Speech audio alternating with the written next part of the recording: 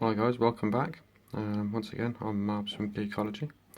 Just thought I'd do another video for you. Now, there's a lot of review videos out there for Funko Pops. However, I thought I would do all of one whole set in one video, instead of you searching around to try and find all the different Pops from the different series and then watching each individual one. So this is going to be a quick review on the whole set. Now, for those of you that don't know about Funko Pops, they tend to come in sets or series. Okay, for example, with the Guardians of the Galaxy ones, so far we have two different series. First one, Rocket was included in. If you look at the back of the box, it has on there the different ones in that series. Okay, so you can see in the first set it was Star-Lord, Rocket, Groot, Drax, Gamora. Then there was another Star-Lord, which is the unmasked Star-Lord. I'm not going to be doing him today. I have got him upstairs in my collection. However, I'm not going to do him today because, unfortunately, I haven't got him in stock to put on the website. So, all of these are going to be available soon on the website. So keep your eyes peeled.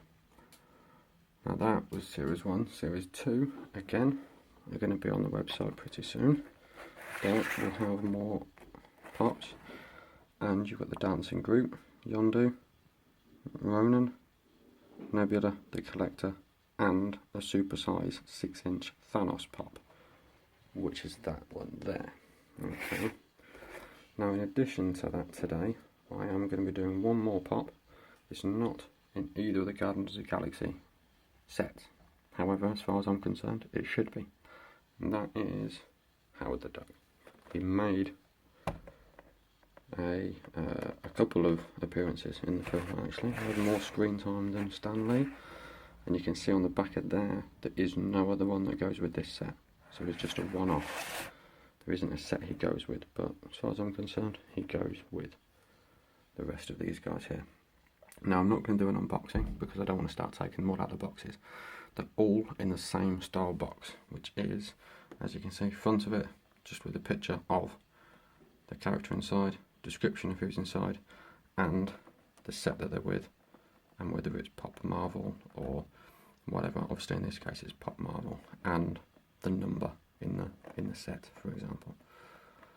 You can see they come with a display window that goes around the side as well. Again, more description on there, and as I showed you, all of them in the set there, and then a solid side with a picture on there. Okay, as I said, I'm not going to unbox it. You can see they all come just in a little bit of plastic bubble packaging, which just holds them in place during transport.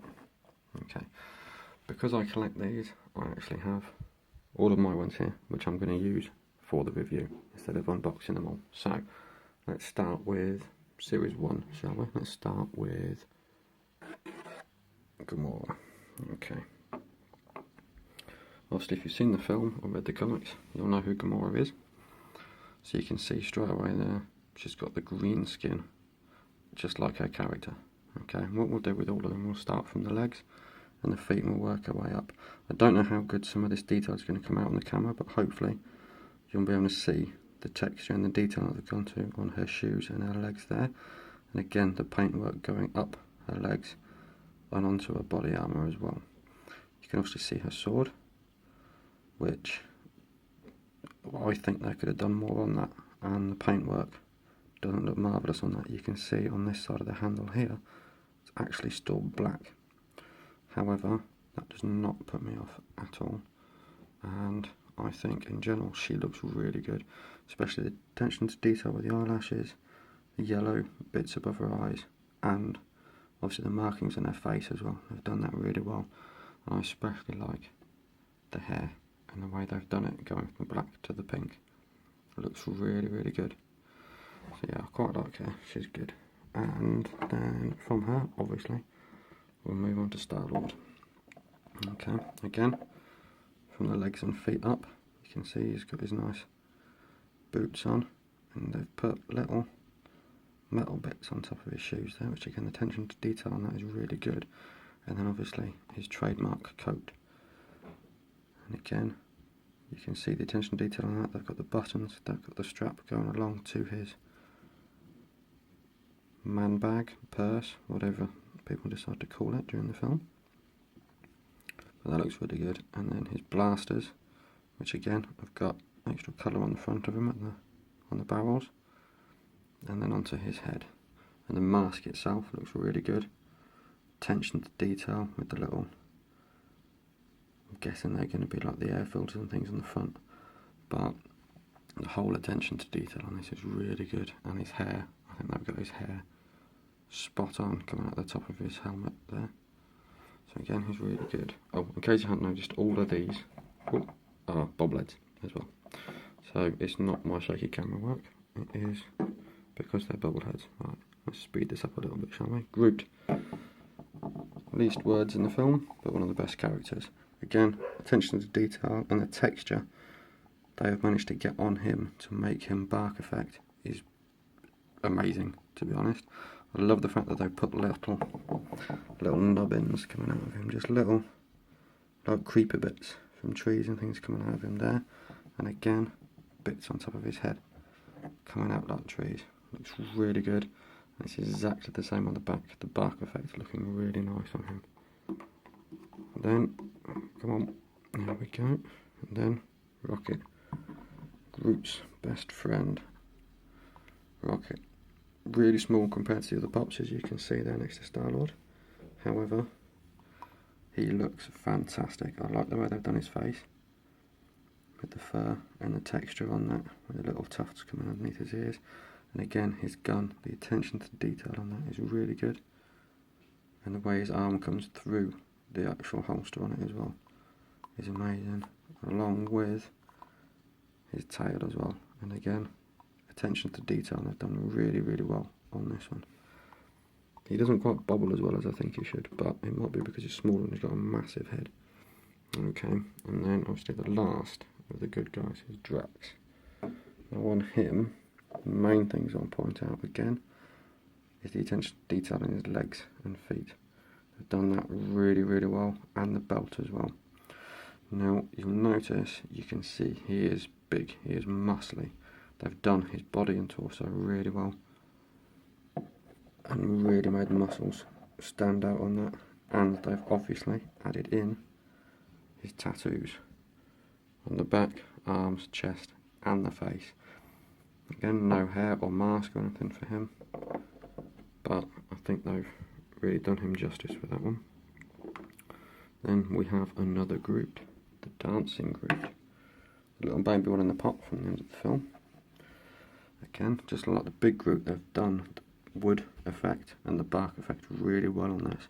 Because it's the baby Groot, you can see they've put the green tinges on the end of his fingers there, and then the twisting of the wood as it grows. And on top of his head, cheeky little smile, on top of his head, he's got like the little new bits of life growing as he comes back. So again, fantastic head with him, and I think he looks really happy while he's wobbling. Okay, now let's move on to season 2, or series 2, sorry. First of all, we've got the Collector. Obviously at some point the orb had to make an appearance. There is, the Collector has it. I think it should have been him or Star-Lord, and I think they've got it spot on with him. He looks fantastic holding that orb. And again, attention to detail on the feet. His shoes, not much detail on them, but I don't think he was. Most of his detailing is in his waistcoat and his fur cloak, effectively. And again, the texture and detail on that, they've done really well. And again, on the chain and the buttons and everything on his waistcoat, it's fantastic. Little goatee, half closed eyes, and then his iconic bright white hair. And then we can move on to Ronan. Obviously the main evil villain from the film. And again, he's got his blue skin just like in the film, starting from the legs, his boots, really good detail in that. Again, I don't know how well it's going to come out on the camera, but you can definitely see the detail in that, and on his chest armour and his arms as well. Okay, then his hammer, again his trademark weapon, which one thing I did notice is it's not the most sturdy of things, but I suppose you get that with vinyl figures. It's not going to be metal, is it? Obviously the paint on his face, basic but effective detailing on his helmet. But he really looks the part, and I love the way they've got one hand up and one hand down on the hammer. It looks really good. Right, nearly there now, guys, stay with me. Then we've got Yondu. Again, skin, bright blue, the red put on his head, which, as you can see, the paintwork on that isn't the best. However, you don't notice that when it's there, so it's fine. His blue beard, and again on him, they've done great attention to detail on his legs, feet, chest, and obviously his Ravager coat, and his whistle arrow. I don't even know what that's called, but his whistle arrow. I like the fact that they've given his jacket a distressed look at the back as well. I think it just adds that little bit of extra detail, which makes a massive difference. Then we have, how have I done this without knocking any over? I'm quite impressed. Then we have Nebula. And she's got smallest feet, she's got smaller feet than Rocket. However, you might not be able to see this. Oh, you might just. The detail on those shoes, they've done fantastically well on that. They even put little silver buckles on the side of them. A little bit of detail in there. They've done that really well. And again, going up the legs and the body armour, and they've given her a metal arm, which I'm so pleased they did that, because that is a massive part of her character, along with obviously the metal in her head. I love the fact they used two different colours of metallic paint there to bring the definition out on that, and the fact that that metalwork there goes right over to the back of her head. I think they've done really well with that. Out of all of them, out of all the small ones, I'd say that she is my favourite one, just because of the detail that they've gone into with it. Oh, there we go, I knew that was going to happen. Then we have the big supersized Thanos.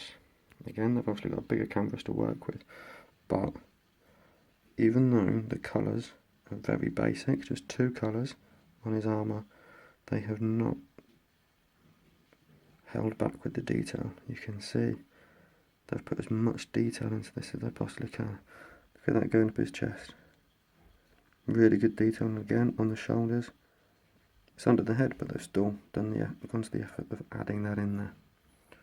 And again, around the back, same thing, really good detailing, really good texture. And then obviously his head with his 8 chins, or whatever it is, a massive grin, and then the attention to detail again with the same colours as his body armour on his helmet. He weighs quite a bit, but I think with the others he looks the part, definitely. And then lastly, we have our guest appearance from Howard the Duck, who again I think looks exactly how he should, in his suit, looking smart, looking very dapper for a duck, wearing his little hat, with a slight confused but happy look on his face. I think he looks very good.